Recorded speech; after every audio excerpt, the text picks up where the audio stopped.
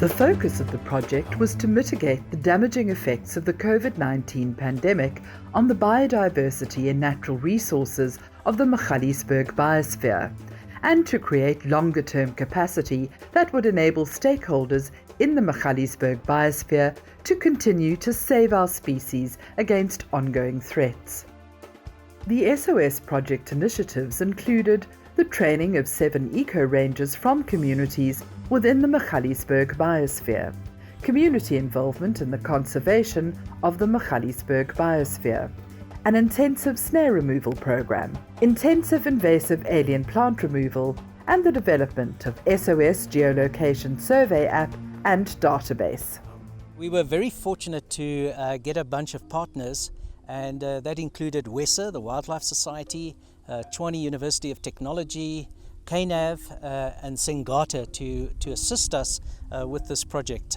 So here we have Kaylin from KNAV Conservation and one of our partners. Yeah, thanks Paul. I like how this project has given us an opportunity to not only partner up on a very important topic, poaching of course, but also touch bases with our local community. While the aim was to kind of impart our knowledge, conservation knowledge on the community and fight poaching in that way, the community rangers actually brought a lot to the table and how they see poaching, what poaching, the role poaching plays in their life. And so it was important for both parties really, from the formal conservation side of the organizations as well as the community conservation engagement, which was phenomenal from us. And I think, again, as you said, that making sure that we brought the community in is very important for the long-term sustainability and solutions to the problems we have here. Before I started the project, I didn't communicate better with the people. I used to be aggressive to the people.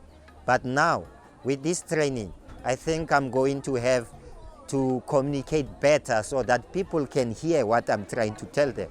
Our mountain, our future. We know that this mountain has a number of important species. We know that it's the border between 2 biomes with a montane forest area in the kloofs.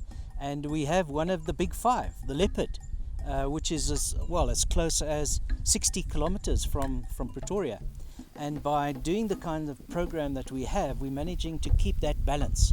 So from the vegetation types all the way up to a keystone species like the leopard is very important. By making it unsustainable for the poachers and then at the same time having the community engagement, we think that we can certainly get on top of this problem. Project partners in the 2-month SOS snare removal program conducted 20 snare removal sorties, 450 hours of community volunteering dedicated to snare removal.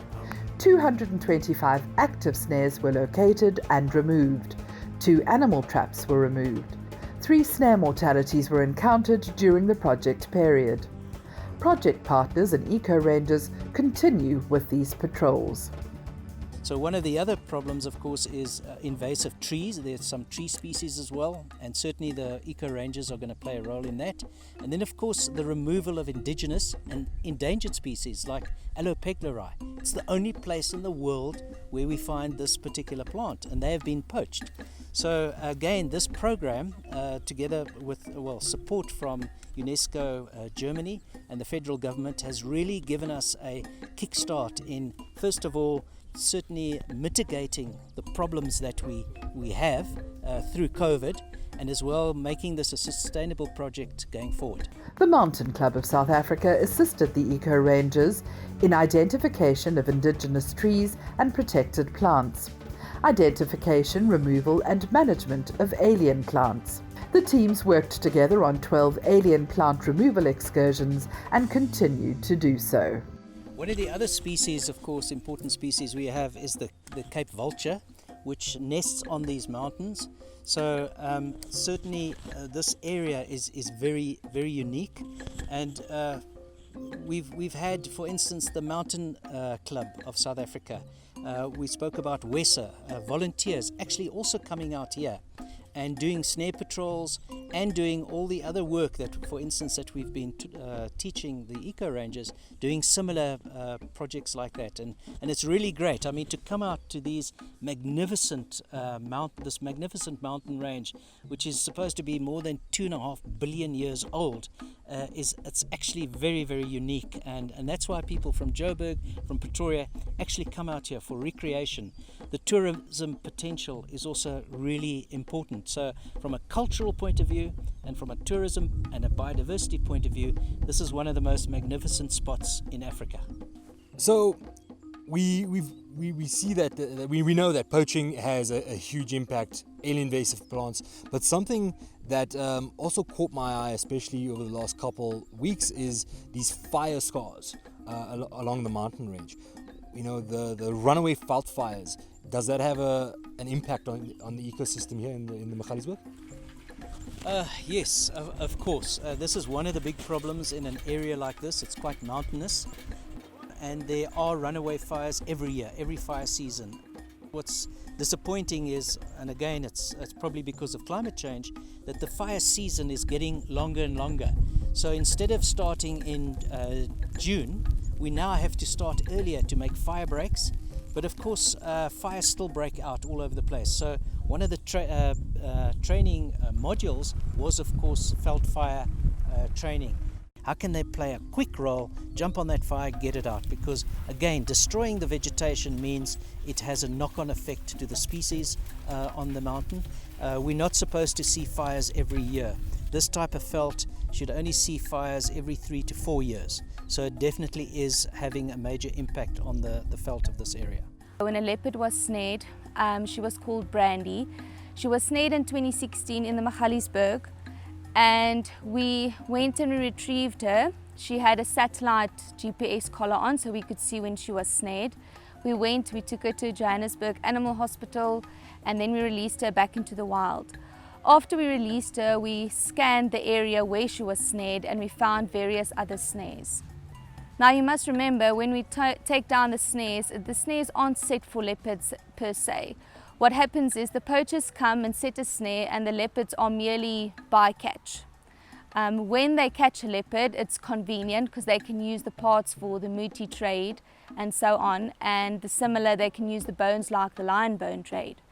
But now what happens is the snares don't only just snare the leopards, but it snares their prey as well. So their food base is being seriously reduced in the Magaliesberg Biosphere Reserve.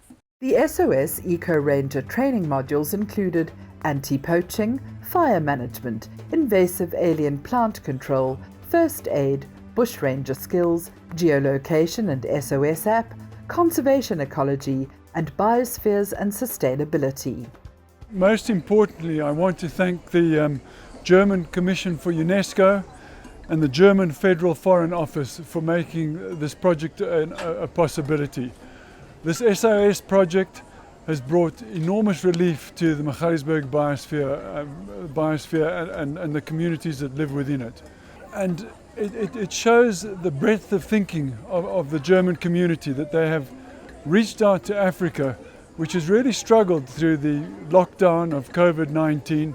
Our economies are not able to handle this sort of ravaging, and the support that you've given us really illustrates what Man in the Biosphere is all about, because it is reaching out to other societies, other biospheres, and helping them. And it is that sort of thinking that is going to preserve the future of this planet for our children. And we thank you very much for that.